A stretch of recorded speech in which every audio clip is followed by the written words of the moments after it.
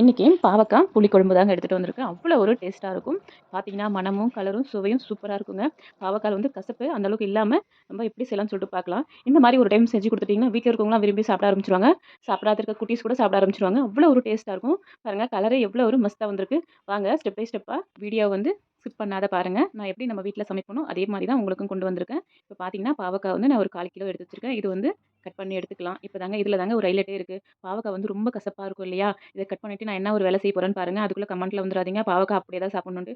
விருப்பம் இருக்கவங்க அப்படியே சாப்பிடலாம். விருப்பம் இல்லாதவங்க இப்படி கூட செஞ்சு சாப்பிடலாங்க. இது ஸ்டார்ட்டிங்ல இந்த மாரி நம்ம பாவக்காய் செய்யும்போது பார்த்தீங்கன்னா, ஹேபிட் ஆயிடும் குழந்தைங்களுக்கு கூட. அப்புறம் நம்ம வந்து இந்த நான் ஸ்டார்ட்டிங்ல பார்த்தீங்கன்னா, வீட்ல பாவக்காய் இப்படி தாங்க செய்ய ஆரம்பிச்சேன். என் குழந்தைங்க, ஹஸ்பண்ட்லாம் நல்லா சாப்பிட ஆரம்பிச்சுட்டாங்க. இப்போ பார்த்தீங்கன்னா, நான் வந்து அந்த கசப்போடவே செய்ய ஆரம்பிச்சுட்டேன். ஆனா சூப்பரா சாப்பிடவும் ஆரம்பிச்சுட்டாங்க. இப்போ பாவக்காய் கசப்புனா ஓடிடுவாங்க இல்லைங்களா? அந்த வேற வேலையே இல்லைங்க நம்ம வீட்ல. நல்லா பாவக்காய்னா நல்லா எல்லாருமே விரும்பி சாப்பிடுறாங்க. அது ஒரு டேஸ்ட்டாவும் இருக்கும். நல்ல ஒரு மணமாவும் இருக்கும். பாருங்க இந்த அளவுக்கு நான் கட் பண்ணி வச்சுக்கிட்டேன். இப்போ கட் பண்ண பாவக்காய்ல 1 ஸ்பூன் உப்பு சேர்த்து கலந்து விட்டுடலாங்க. இந்த உப்பு எதுக்காக சேர்க்கிறோம்னா, இந்த உப்பு சேர்த்தா மட்டும் தாங்க நம்மளுக்கு அந்த பாவக்காய்ல இருந்து கசப்பு எடுத்துரும்.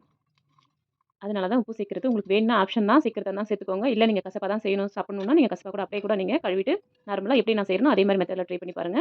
பார்த்தீங்கன்னா, நம்மளுக்கு நான் பாவக்காய் போட்டு ஒரு 1/2 அன் ஹவர் உப்பு போட்டு நான் 1/2 அன் ஹவர் இத அப்படியே ஊற வச்சுடுறேன். 1/2 அன் ஹவர் ஊறினா மட்டும் தான் அதுலேருந்து நம்ம ஜூஸ் எடுக்க முடியும். ஜூஸ் எடுத்தா தான் அந்த கசப்பு போகும். இப்போ பார்த்தீங்கன்னா, நான் வந்து ஊற வச்சுட்டேன். இது எப்படி நான் ஜூஸ் எடுக்கிறேன்னு சொல்லிட்டு காமிக்கிறேன் பாருங்க. இப்படி நல்லா பிழிஞ்சு ஜூஸ் எடுக்கும்போது பார்த்தீங்கன்னா, அந்த கசப்பெல்லாம் அந்த ஜூஸ்லயே போயிடும். அப்போ நல்ல தண்ணி வச்சு நம்ம மறுபடியும் ஒரு டைம் வாஷ் பண்ணி பாவக்காவ எடுத்துக்கலாம். இப்போ நான் வந்து புளிக்குழம்பு வைக்கிறதுக்கு பார்த்தீங்கன்னா, வேர்க்கடல எண்ணெய் தாங்க யூஸ் பண்ணியிருக்கேன். எப்பயுமே வத்த குழம்பு, புளிக்குழம்பு, காரக்குழம்புலாம் யூஸ் பண்ணும்போது இந்த ஒரு எண்ணெய சேர்த்து பாருங்க. அவ்வளோ ஒரு டேஸ்ட்டா இருக்கும். இப்போ எண்ணெய மீடியமா சேர்த்துட்டு, இப்போ பார்த்தீங்கன்னா, பாவக்காய் வந்து நம்ம இதில வறுத்து எடுத்துக்கலாம். வறுக்கணுன்றதுனால ரொம்ப டீப்பா வறுத்துறாதீங்க. சும்மா லைட்டா கலர் மாறுனா போதும். பாவக்காய் கலர் மாறிடுச்சு. இது வந்து ஒரு பிளேட்ல மாத்தி வச்சுக்குவோம். கடுகு பார்த்தீங்கன்னா, 1/2 ஸ்பூன் சேர்த்துக்கிறேங்க. நல்லா கடுகு வந்து நல்லா எல்லா இடத்துலயும் பரவலா காமிக்கும். அதனால தான் பார்த்தீங்கன்னா, 1/2 ஸ்பூன் சேர்த்துக்கிறேன். உங்களுக்கு வேணாம்னா நீங்க 1/4 ஸ்பூன் கூட சேர்த்துக்கலாம்.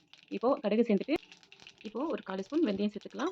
வெந்தயம் சேர்க்கும்போது என்ன ஆகும்னா, ரொம்ப ஒரு டேஸ்ட்டாவும், மணமாவும் இருக்குங்க. புளிக்குழம்புன்றதுனால. உங்களுக்கு வேணாம்னா நீங்க ஸ்கிப் பண்ணிக்கோங்க. ஆனா இத சேர்த்தீங்கன்னா நல்ல ஒரு மணமா இருக்கும். இப்போ இது சேர்த்துட்டு கருவேப்பிலைய சேர்த்துக்கலாம். கருவேப்பிலை நல்லா புரிஞ்சு வந்த பின்னாடி தாங்க நம்ம ஒரு ஒரு ஐட்டமா நம்ம சேர்க்க ஆரம்பிக்கணும். இல்லைன்னா கருவேப்பிலை நம்ம வந்து குழம்புல பார்க்கும்போது பார்த்தீங்கன்னா, அப்படியே இருக்கும். அது வந்து குழம்புல வந்து மிக்ஸ் ஆகி வராது. இப்போ பாருங்க கருவேப்பிலை எந்த அளவுக்கு பொரிஞ்சு வந்திருக்குன்ட்டு. இப்போ இந்த ஸ்டேஜ்ல வந்து நானு ஒரு கைப்பிடி அளவுக்கு பூண்டு சேர்த்துக்கிறேன். பூண்டு நீங்க அப்படியேவும் சேர்த்துக்கலாம். இல்ல தட்டி சேர்த்துக்கிட்டாலும் சேர்த்துக்கலாம். நான் வந்து அப்படியே தான் சேர்த்துக்குவேன்.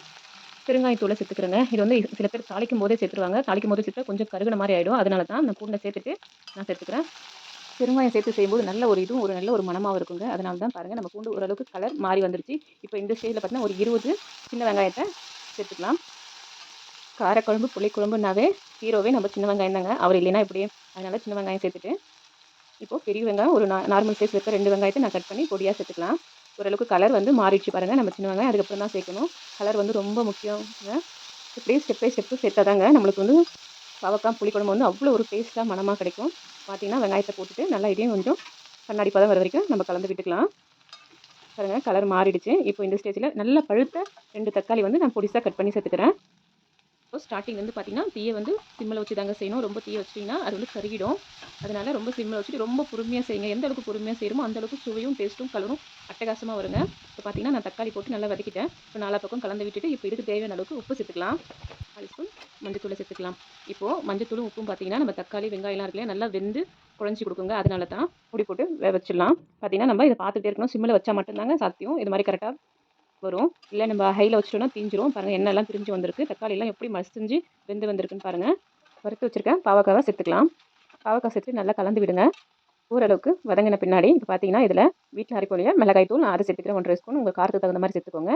இப்போ ரெட் சில்லி இருக்கு இல்லைங்களா, காஷ்மீரி சில்லின்னு சொல்லிட்டு அதையும் ஒரு 1/2 ஸ்பூன் சேர்த்துக்கிறேன். இது எதனால சேர்க்கிறேன்னா, கலர் குடுக்குங்க. கலருக்கோசரம் தான். இப்போ மல்லி தூள சேர்த்துக்கலாம். மல்லிப்பொடி பார்த்தீங்கன்னா, 1 ஸ்பூன் சேர்த்துக்கிறேன். இப்போ வந்து பார்த்தீங்கன்னா, ஜீரகம் பொடிங்க இது.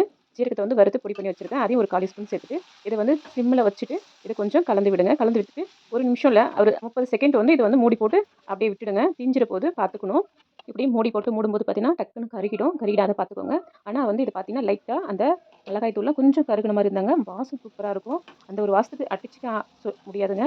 அந்த அளவுக்கு சூப்பரா இருக்கும். பாருங்க கொஞ்சமா லைட்டா நம்மளுக்கு கருகி இருக்கு இல்லையா? இந்த ஒரு ஸ்டேஜ் வேணுங்க. கண்டிப்பா இந்த மாரி நீங்களும் ட்ரை பண்ணி பாருங்க. அவ்வளோ ஒரு சூப்பரா இருக்கும். இப்போ தேவையான அளவுக்கு தண்ணி சேர்த்துக்கிறேன். நல்லா கலந்து விட்டுட்டு, இத மூடி போட்டு மூடி வச்சிடலாம். நல்லா எண்ணெய் பிரிஞ்சு வர வரைக்கும் நல்லா கொதிக்க விடணும்.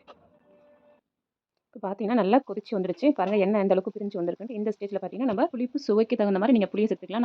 நான் ஒரு லெமன் சைஸ் புளி சேர்த்துருக்கேன். கரைச்சி நல்லா வடிகட்டி சேர்த்துக்கலாம். இத சேர்த்துட்டு கலந்து விட்டு, இத மூடி போட்டு கொதிக்க விடலாங்க. எந்த அளவுக்கு புளி கொதிக்குதோ, அந்த அளவுக்கு வாசமா இருக்கும், டேஸ்ட்டாவும் இருக்கும். நம்மளுக்கு நல்லா கொதிச்சிடுச்சுன்னாவே எண்ணெய் பிரிஞ்சு வரணுங்க. எண்ணெய் பிரிஞ்சு வர வரைக்கும் நம்ம கொதிக்க விடணும். அப்போ தான் சூப்பரா டேஸ்ட்டா கிடைக்கும். இப்போ முடிஞ்சிச்சுங்க. ஆல்மோஸ்ட் நீங்கள் தேங்காய் அரைச்சி ஊற்றுறவங்களா இருந்தீங்கன்னா தேங்காய் கூட சேர்த்துக்கலாம். நான் தேங்காய் சேர்க்காம தான் செய்வேன். அவ்வளோ சூப்பரா டேஸ்ட்டா இருக்கும். இப்போ சின்ன நெல்லிக்காய் சைஸுக்கு நான் வெல்லத்தை சேர்த்துக்கிறேன். அவ்வளோதாங்க. நம்ம பாவக்காய் புளிக்குழம்பு ரெடி ஆயிடுச்சு. இந்த மாதிரி நீங்களும் செஞ்சு பார்த்துட்டு டேஸ்ட் எப்படி இருக்குன்னு சொல்லிட்டு கண்டிப்பாக கமெண்ட்டில் சொல்லுங்கள்.